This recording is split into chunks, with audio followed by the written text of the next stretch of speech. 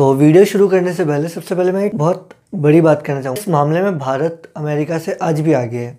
तो भारत की स्थिति, लोग कहते हैं कि भारत बहुत पिछड़ा हुआ है, लेकिन अगर वास्तव में देखा जाए। Hello and welcome to education lobby. मुझे उम्मीद है आप सभी लोग स्वस्थ होंगे। तो आज मैं जिस हॉट टॉपिक पे बात करने वाला हूँ वो है अमेरिका के राष्ट्रपति चुनाव के बारे में। क्योंकि अमेरिका की जो राजनीति है वो केवल अमेरिका को नहीं बल्कि पूरे विश्व के ऊपर एक खासा प्रभाव रखती है। जैसा कि आप जानते ही हैं, डोनाल्ड ट्रंप के कार्यकाल में उन्होंने क्या क्या पॉलिसीज़ अपनाई, क्या क्या संरक्षणवाद की नीतियाँ अपनाई, जिनके चलते अमेरिका के जो अंतर संबंध है अन्य देशों के साथ काफ़ी खटास देती गई है।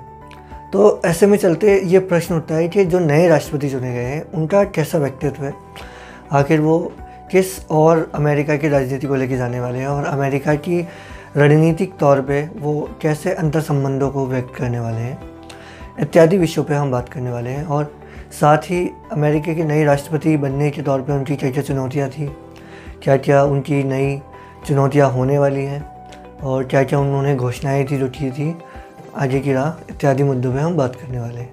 वीडियो शुरू करने से पहले मैं सबसे पहले बात करना चाहूँगा अमेरिका के इतिहास और भारत के इतिहास में कि भारत किन किन मामलों में आज भी अमेरिका से आगे है।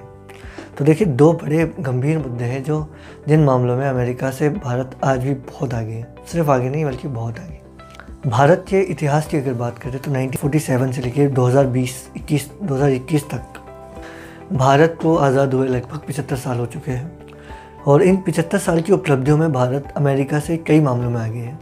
अमेरिका की जो राष्ट्रपति चुनी गई है वो 46वें कार्यकाल के बाद, यानी अमेरिका को आज़ाद हुए लगभग 200-250 साल हो चुके हैं।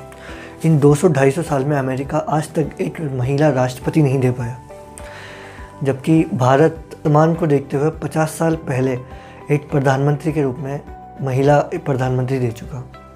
तो ये एक बहुत बड़ी भारत की उपलब्धि है कि भारत इस चीज़ को स्वीकारता है कि महिला भारत के लिए कितनी महत्वपूर्ण है और महिला भी उतनी ही इम्पोर्टेंट महत्वपूर्ण निर्णय लेने में भागीदारी कर सकती है जितना कि पुरुष कर सकते हैं।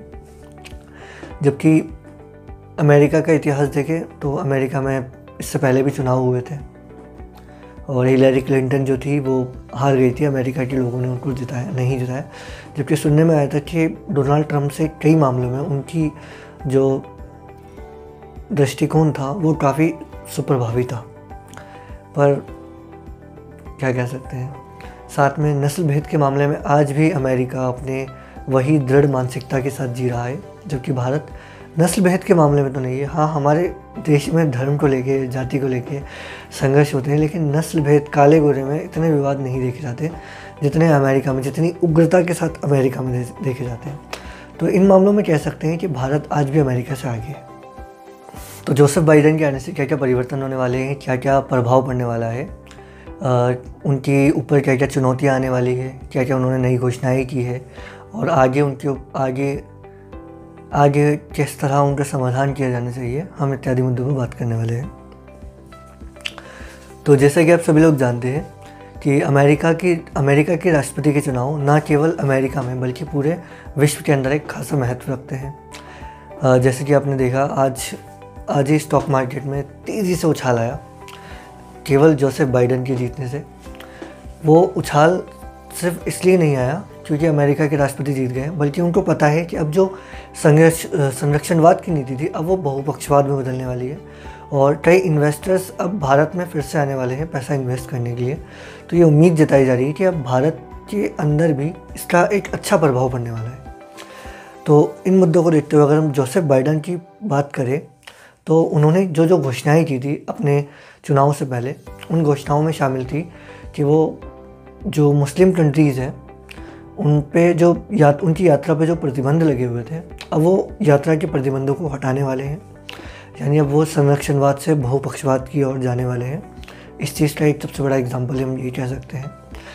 साथ ही उन्होंने जो घोषणाएं की थी उनमें शामिल था कि कोविड-19 वैक्सीन को पूरे अमेरिका में जल्द से जल्द तेज़ी से आगे बढ़ाया जाएगा और हर तबके, हर वर्ग और हर नागरिक तक कोविड-19 वैक्सीन को पहुंचाया जाएगा, उनकी पहुंच सुनिश्चित की जाएगी। तो एक बहुत बड़ी घोषणा थी। साथ में अमेरिका के अंदर लगभग 11 मिलियन आबादी जो है वो नागरिकता से वंचित है। तो उन्होंने जोसेफ बाइडेन ने ये बहुत बड़ी घोषणा की है कि वो उन 11 मिलियन लोगों को नागरिकता देने की हर संभव कोशिश करेंगे और जो भी अड़चन आ रही थी उनकी नागरिकता से संबंधित प्रावधानों में वो उनमें उनकी पूरी सहायता करेंगे। तो ये एक बहुत बड़ी घोषणाएँ थी जो जोसेफ बाइडेन ने कर तो दी थी, लेकिन अब देखते हैं इसका क्या प्रभाव पड़ता है, क्योंकि अमेरिका के राष्ट्रपति अगर कुछ घोषणाएँ कर रहा है तो वो ऐसा ज़रूरी नहीं है कि दूसरे देशों की तुलना में सिर्फ हवाई बातें हों या 15 लाख अकाउंट में पहुंच जाएंगी ऐसी बातें हो। वो अपनी प्रतिबद्धताओं को पूरा करने की क्षमता भी रखता है। अगर चुनौतियों की बात करें कि अब क्या क्या उनके ऊपर नई चुनौतियां हैं,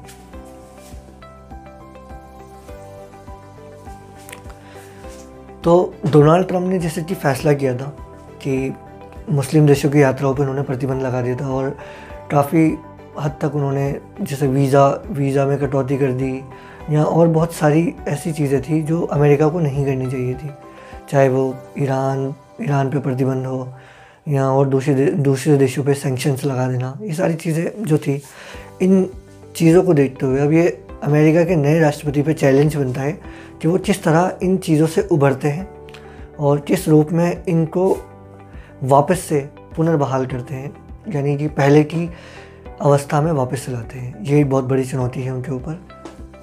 एक अन्य चुनौती वही कि संरक्षणवाद से बहुपक्षवाद। अमेरिकी राष्ट्रपति ने अपने आप को आत्मनिर्भर करार देने के लिए दूसरे देशों से सहायता लेना और सहायता देना लगभग बंद कर दिया, या ऐसी रणनीति अपनाई जिसमें वो दूसरे देशों की ना सहायता करने वाला है ना सहायता करने वाला था।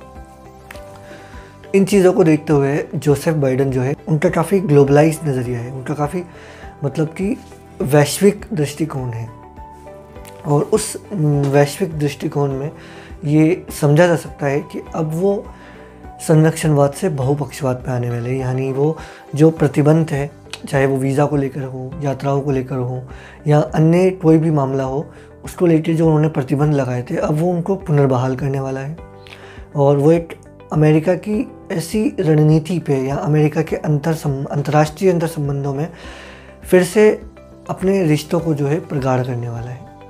घोषणाओं में तो ये कहा है, अब देखते हैं कि क्या होता है। साथ ही WTO, WHO और पेरिस क्लाइमेट डील इत्यादि मुद्दों पर अगर हम बात करें तो वर्ल्ड हेल्थ ऑर्गेनाइजेशन पर जब कोविड-19 वायरस का प्रसार हुआ था तो WHO ने काफ़ी हद तक चीन को दोषी करार नहीं दिया, जिसके चलते डोनाल्ड ट्रंप काफ़ी नाराज़ हुए उससे और उनने जो आर्थिक सहायता देते थे उसको वापस ले लिया WHO से, जिसकी वजह से वर्ल्ड हेल्थ ऑर्गेनाइजेशन को काफ़ी दिक्कतों का सामना करना पड़ा। साथ ही अगर WTO की बात करें यानी वर्ल्ड ट्रेड ऑर्गेनाइजेशन, तो जैसे वर्ल्ड ट्रेड ऑर्गेनाइजेशन भारत को कुछ सब्सिडीज़ देता था, उसके ऊपर भी सवाल निशान हो रहा है कि WTO भारत को सब्सिडियाँ क्यों दे रहा है।